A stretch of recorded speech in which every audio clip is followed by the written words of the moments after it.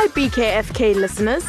In this episode, 3 wonderful kids will be performing with us. I'm Josie, 7 years old, from Maryland. I like hot dogs. I'm Lucia from Westchester, and I really like sushi. Samuel McCormick from Massachusetts, and I do not wear regular headphones. Thanks, guys. It's so amazing to have you on our team. Remember, listeners, if you would like to perform with us, just go to bykids4kids.co and click on Audition. And now, let's get on with the story.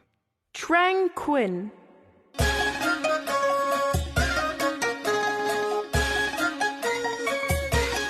Once upon a time, in Southeast Asia, in Vietnam to be precise, there lived a boy called Trang Quynh. He was 13 years old and by far the cleverest person in the entire country.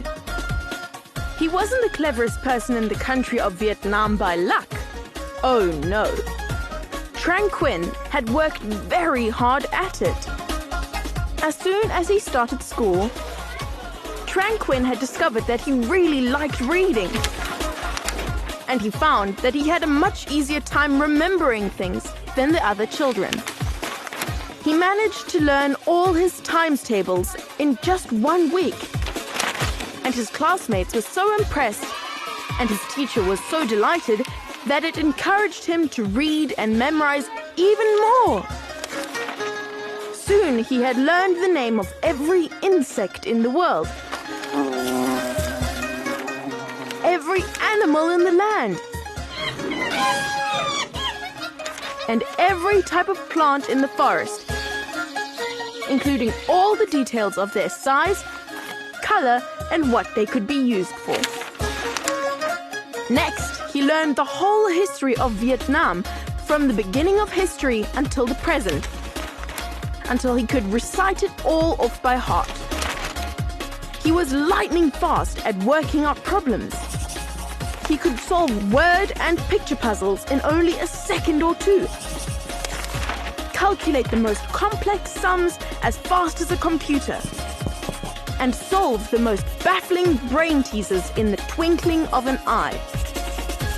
It wasn't long before news began to spread of the cleverest boy in the world. In time, curious neighbors and people from neighboring towns and villages began to visit Trang Quynh's house to challenge him with the hardest questions they could think of.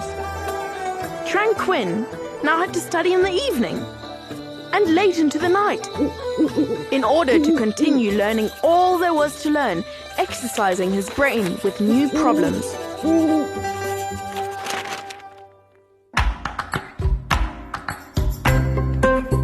One day, a woman tried to put him to the test and asked him, What has hands that can't hold anything and a face but can't smile? Oh, that's an easy one. The boy replied. Without even having to think, he stated, A clock! You'll never guess this riddle. Piped up a confident old man. I have streets, but no pavements. I have cities, but no buildings. I have forests, but no trees. I have rivers, yet no water. What am I? You'll have to do better than that. Said Trang Quynh, laughing.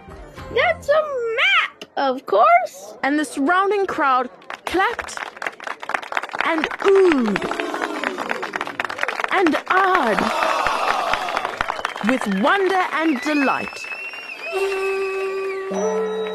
One more, young man, one more. Said an ancient old woman. A father and a son have an accident and are both badly hurt. They are both taken to separate hospitals.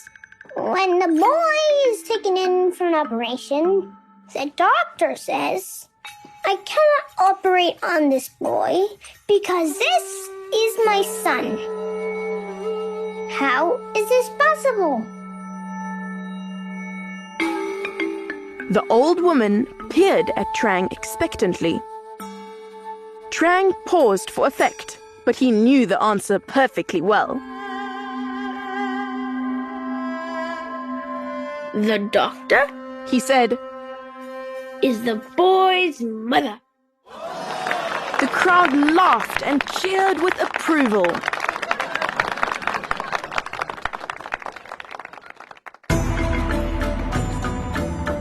Then one day, a man arrived in the village who everybody knew was a genius. He was famous for being an expert on every subject and accomplished at a wide range of skills. This man told Trang, I can make a drawing of not just one wild animal, but two in just 1 minute. he picked up 2 paintbrushes, one in each hand, dipped them in a bowl of ink, and drew, with just a few masterly strokes, the most amazing lion with his right hand and an incredible tiger with his left. Now, The man said to Trang Quynh, can you do better than that? Well, I'm not sure, said Trang modestly. but I will do my best. The man was puzzled when he saw Trang spread out his 10 fingers and dip them in the ink.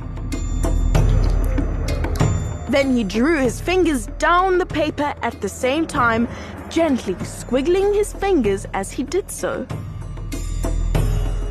And there, Said Trang triumphantly. I have drawn 10 wild animals, worms to be exact, in just 1 second.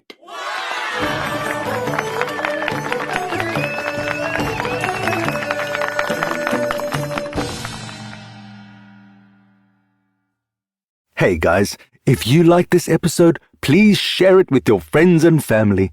It is one of the best ways to support BKFK Storytime.